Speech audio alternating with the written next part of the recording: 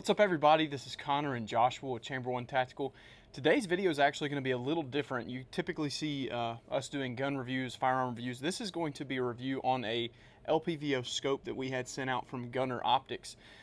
We're very excited to test this thing out because, as you guys know, we really do like Lpvo scopes and kind of wanted to see how good these things are and is it worth the money. So let's get into it.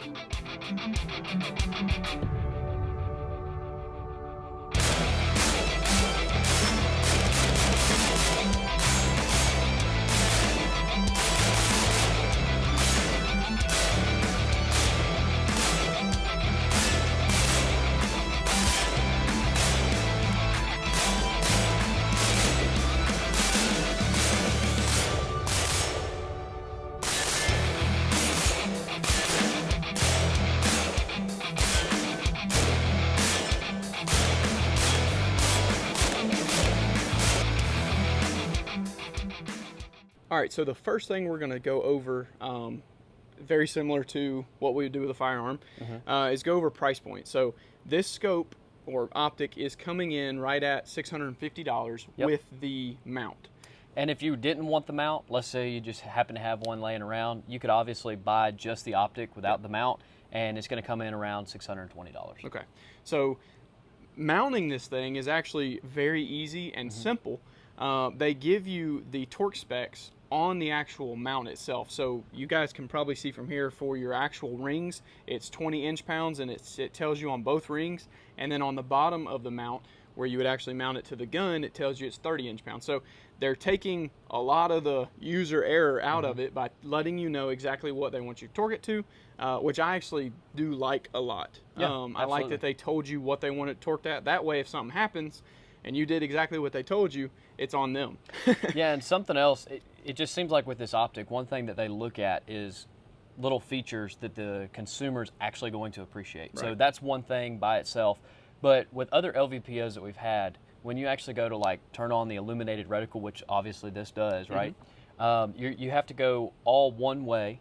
You have to keep doing the dial. It'll get brighter and brighter and brighter. And then if you want to turn it off, you got to go all the way past those other notches and go to off. Yep. One thing that they did with this one, with the Gunnr, is that you have, you know, your one, I don't know how many adjustments it has, six adjustments, and in between each adjustment, it'll go off. Yep. So if you're, you know, you can just kind of remember where you left off, do one click, and you're back on to where you wanted it previously. So that's a nice little touch there. Yeah, I like that a lot. And again, going back to what you're talking about. And it goes in a circle, right? Yeah. So you don't have to go all the way back. Right.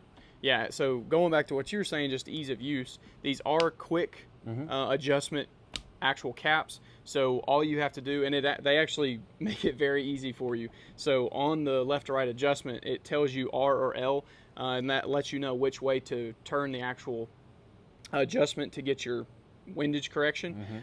So once you get the cap open and set for your actual, when you're sighting in, you would then set it, unscrew this, and then zero out where you were, the cap itself, zero the cap to where you're zeroed out for your point of impact, and then you put everything back on. That way, once it's all sighted in, you can make your adjustments and go back to zero with no issue. Right. So I'm sure you guys are used to using stuff like this. It's just they did a very good job in making it really easy for anybody to understand how to sight this thing in. Yeah, and another thing I appreciated is, you know, this Gunnr is a 1 to 10, so there's going to be 10 settings for your magnification.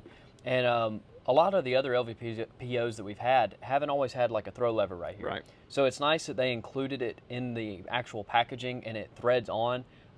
Some other competitors, you actually have like a clamp that goes around it.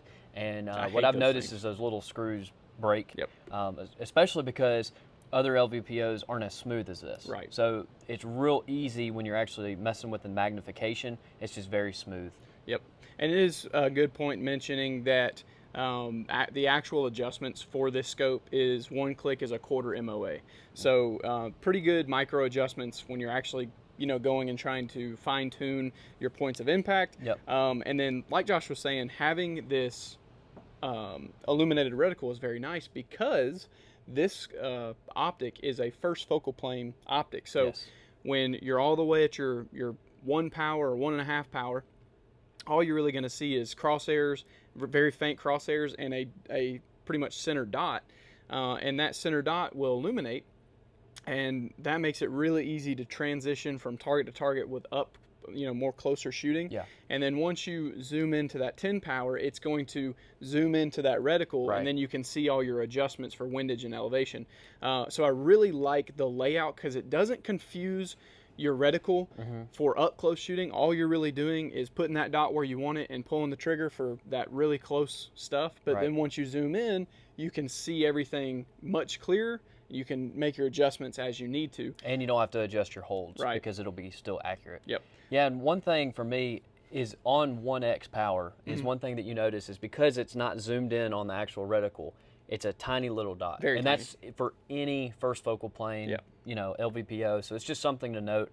And so it does slow you down just a tad bit, not from the glass clarity or the eye relief necessarily, but just because the dot is so small. So Right. I actually found myself, because we don't have any other red dot on here, running it on 2x, even up Yeah, close. So absolutely. that was kind of that, I would never go below 2. I kind of Right. made that center dot just a little bit bigger for me. Yeah, and I mean, this is nothing on the scope itself. It's nothing on Gunnr or anything, but I did find myself to be a little slower in shooting this gun up close than I would be with like a red dot optic with a magnifier. Yep. And again, this is nothing on Gunnr. It's just kind of going back to what I'm better with, and I guess it's just because we've shot more of Yeah. it. But this thing was very clear, and Yes. that was a big point to this optic itself, is how clear everything was when you would have it at 1 power and all the way up to 10 power. Everything was just crystal clear, and that's a huge deal when looking at the value of a scope and Right. how much you're willing to pay. You want to make sure this thing has really good glass in it, and this one definitely does. Yeah. So I was very impressed with the actual quality of this scope. Like Joshua said, everything that kind of goes into a scope is ease of use and taking a lot of the human error out of getting something set up, and they definitely did this on this optic itself. Yeah, and I'm impressed with the overall quality and finish of the optic too. Yeah. Just kind of handling it. It doesn't seem like it was cheaply built at all. It seems like it's a good quality build. Now, it is a good point to mention that this is not the only optic that Gunnr has coming out. This is the Odin 1-10 by 28. Now, they do have a 1-6 and a 1-8. So for this particular optic, what I would use it for in the future is actually putting it on my AR-10. I would actually love to use this for deer hunting, actually. And I know that may not be everybody's choice or their first choice, but I think this thing would actually do very well in a hunting situation. Absolutely. You've got your illuminated reticle. If you're in a lower light situation and you can't really see it, you can turn it on the lowest power, and that's going to at least show you where your dot is. Yeah. And the fact that it's a little bigger, and I actually think the 1-6 or 1-8 would work better on a more lightweight build like this AR-15 we have. Like if you're using it as a truck gun, it may be better to have a little bit more geared to the closer up interaction of shooting, not the further out. So again, there's nothing wrong with this optic. I actually think it would be a perfect optic for the AR-10, and we may continue that in the future. We may pop this thing off, and I may sight it in for deer hunting because I do like it a lot, and it's way better than that fire field I've got on there. So, Well, I like the LVPOs really for like my 16-inch AR-15 rifle builds, and I would typically put another red dot or something like that, whether it be on top, whether it be a little bit canted, just for that up close shooting. Yeah. But obviously when I go shorter and I have a pistol length AR, I'm just running a red dot with those. But I like putting these on 16-inch AR-15s like we have here. Yeah, and like you said, that would be a perfect thing. And Odin probably has that product, or Gunnr probably has that product. Is just a 45-degree, put a Trijicon RMR on there just for your super up close shooting. But all in all, I think this is a great product. Absolutely. I think they did a really good job.